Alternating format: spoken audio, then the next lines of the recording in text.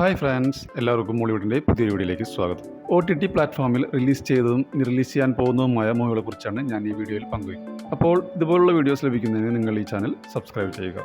ഫസ്റ്റത്തെ ഒരു ഹിന്ദി സീരീസാണ് അന്ധേര. സർവിൻ ചൗളയെ കേന്ദ്ര കഥാപാത്രമായി എക്സൽ എൻ്റർടൈൻമെൻറ്റ് നിർമ്മിച്ച് രാഘവദാർ സംവിധാനം ചെയ്ത ഒരു investigative drama and supernatural horror സീരീസാണ് അന്ധേര.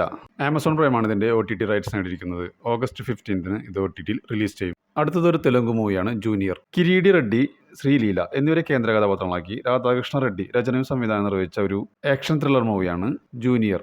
ജൂനിയറിൻ്റെ OTT റൈറ്റ്സ് നേടിയിരിക്കുന്നത് ആമസോൺ പ്രൈമാണ്. ഓഗസ്റ്റ് 15 ഇത് OTTയിൽ റിലീസ് ചെയ്യും. അടുത്തൊരു ഹിന്ദി മൂവിയാണ് സയ്യാര.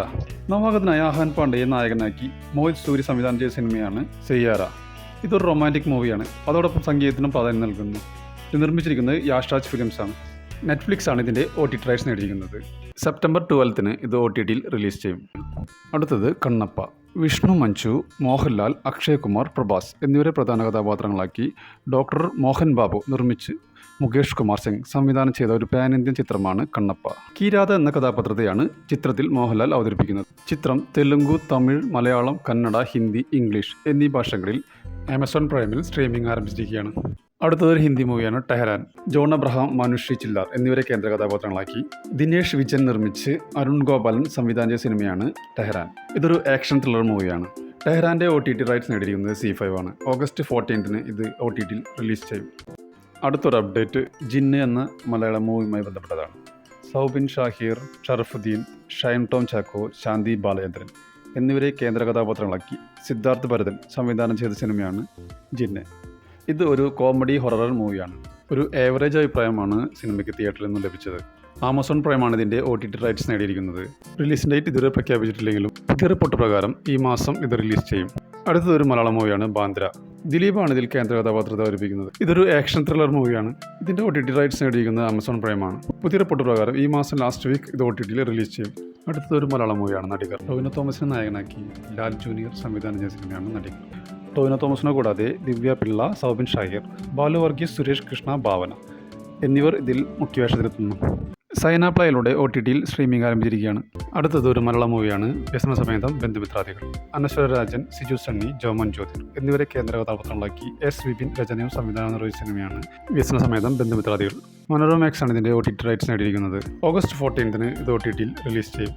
അടുത്തത് ഒരു മലയാളം മൂവിയാണ് ഫുട്ടേജ്. മഞ്ജു വാര്യർ, വിശാഖ നായർ, ഗായത്രി അശോക് എന്നിവരെ കേന്ദ്ര കഥാപാത്രങ്ങളാക്കി സൈജു ശ്രീധരൻ സംവിധാനം ചെയ്ത സിനിമയാണ് ഫുട്ടേജ്. സിനിമയ്ക്ക് നല്ല റെസ്പോൺസാണ് തിയേറ്ററിൽ നിന്നും ലഭിച്ചത്. ആമസോൺ പ്രൈമാണ് ഇതിൻ്റെ OTT റൈറ്റ്സ് നേടിയിരിക്കുന്നത്. ഈ ഓഗസ്റ്റ് മാസം ഇതിൻ്റെ OTT റിലീസ് പ്രതീക്ഷിക്കുന്നു. അടുത്തത് ഗെറ്റ് സെറ്റ് ബേബി എന്ന മൂവിയാണ്. ഉണ്ണി മുകുന്ദൻ, നിഖില വിമൽ, ചെമ്പൻ വിനോദ് എന്നിവരെ കേന്ദ്ര കഥാപാത്രങ്ങളാക്കി വിനയ് ഗോവിന്ദ് സംവിധാനം ചെയ്ത സിനിമയാണ് ഗെറ്റ് സെറ്റ് ബേബി. ഇതൊരു ഫാമിലി കോമഡി മൂവിയാണ്. മനോരമ മാക്സ് ആണ് ഇതിൻ്റെ OTT റൈറ്റ്സ് നേടിയിരിക്കുന്നത്. നെക്സ്റ്റ് വീക്ക് ഇതിൻ്റെ റിലീസ് പ്രതീക്ഷിക്കുന്നു. അടുത്തത് വേല. ഷെയ്ൻ നിഗവും സണ്ണി വെയിനും കേന്ദ്ര കഥാപാത്രങ്ങളാക്കി ശ്യാം ശശി സംവിധാനം ചെയ്ത സിനിമയാണ് വേല. ആമസോൺ പ്രൈമാണ് ഇതിൻ്റെ OTT റൈറ്റ്സ് നേടിയിരിക്കുന്നത്.